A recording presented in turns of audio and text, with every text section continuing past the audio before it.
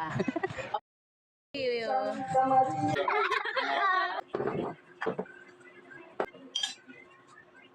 mga ante!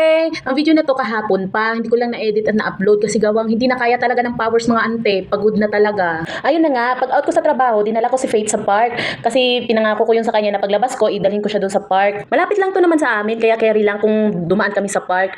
Kung pahapon pa kami ng todo, baka saraduhan na kami kasi may oras yung park dito. Hanggang alas 5 lang close na siya, hindi na siya pwedeng laruan. Marami ding tumatambay dito, lalo na sa panahon ngayon na sobrang init. Kasi maganda din tumambay dito kasi gawa ng maraming puno, tapos makapag-relax ka talaga, maaaliw ka kasi puro mga kabataan ang naglalaro dito at mga isip bata.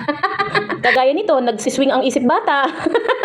Char lang. Ito na yung pinaka-banding naming mag-ina kasi puro na lang ako trabaho.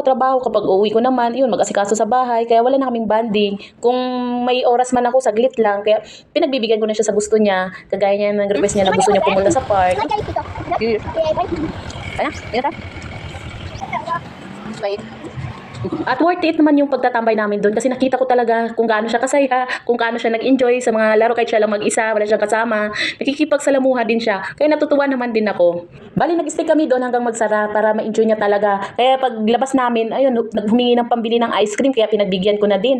Minsan na lang naman siya makakain ng ice cream kasi pinagbabawalan ko na siya ng may tamis. Pagdating namin sa bahay, iniskas ko na agad yung lulutuin ko para sa hapunan namin. Bali, magluluto pala ako ng munggo. Kaya ilalaga ko muna yung munggo. Umaga pa lang, binabad ko na yun sa tubig. Kaya medyo bumuka-buka na siya. Pagkatapos ko maglaga ng munggo, nagprito na agad na ako ng isda. Bali, may natira kaming isda dito pero puro mga ulo na lang. Kasi yung mga katawan nito, pinaksiw namin nung nakaraan. Bali, ang ihalo ko pala sa munggo is yung buto-buto ng manok. Ito pala yung tira ng ginawa ng asawa ko. Yung gumawa siya ng parang sisig ba yun? Basta ganun. May niluto siya nung nakaraan. Tapos ito na yung natira, yung buto-buto. Ang kinuha niya lang kasi is yung mga laman lang. O di ba mga ante, diskarte lang para makatipid at para may maiuulam. Sayang naman kung hindi natin lulutuin, di ba? At sa panahon ngayon, kailangan pa ba natin mag-inarte? Diyos ko, sa mahal ng bilihin ngayon. Bawal na mag-inarte. Kung ano lang meron dyan, yun na yun. Hindi na pwedeng maghanap ng iba. At kumuha rin pala ako ng dahong malunggay sa likod. Buti na lang may dahon pa yung malunggay kasi laging pinaglalaruan yun ng mga bata eh. At hindi ko na rin pala malagyan to ng tanglad kasi gawa nga hindi ako nakapunta sa palengke. Medyo malayo kasi yung pagpunta ng palengke at pagod na rin ako. Kaya kung ano na lang meron dito, yun na lang ang lulutuin talaga. Masarap kasi sa munggo mga ante kapag may tanglad, tapos mabango pa, di ba? Nasubukan niyo na ba yung mga ante na maglagay ng tanglad sa munggo? Dito sa lulutuin kong munggo, naggisa muna ako ng luya, bawang, at saka sibuyas. Tapos sinunod ko yung manok. Ginisa-gisa ko muna yung manok hanggang sa mga golden brown. Nung nag-golden brown na siya, nilagay ko na yung munggo. Tapos naglagay din pala ako ng curry powder dito para mas lalong masarap. Tapos Knorr cube at saka asin at paminta. At nilagyan ko na rin ng gata at siling green para mas lalong malasa at may kunting sipa na din. At ang pinakahuli ay yung malunggay. Kunting-kunti lang yung malunggay ko dyan kasi gawa nga wala ng dahon talaga yung malunggay ko doon sa likod. Kasi gawa nga nilalaruan ng mga bata. Pero hayaan mo na, at least may gulay tayo, di ba? May malunggay.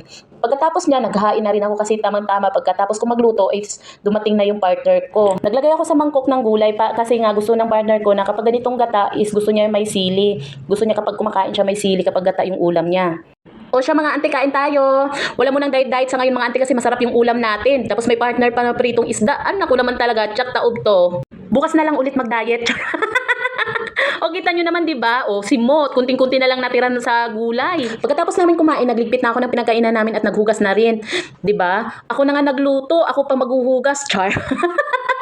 O siya, wag na magreklamo. Magpasalamat na lang tayo na may hinugasan tayo. So, ibig sabihin, may kinakain tayo. Pagkatapos ko magligpit, is naglinis na rin ako ng katawan para makapagpahinga na. Pagod talaga ang auntie nyo sa maghapon. O siya, hanggang dito na lang ang aking video. Bye-bye!